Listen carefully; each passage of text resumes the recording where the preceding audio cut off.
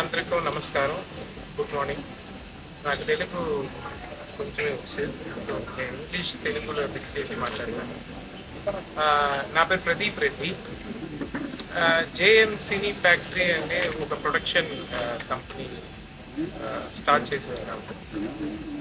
అది ఆ మూవీకి ఫస్ట్ ప్రాజెక్ట్ నేటికి పూజ అయ్యింది.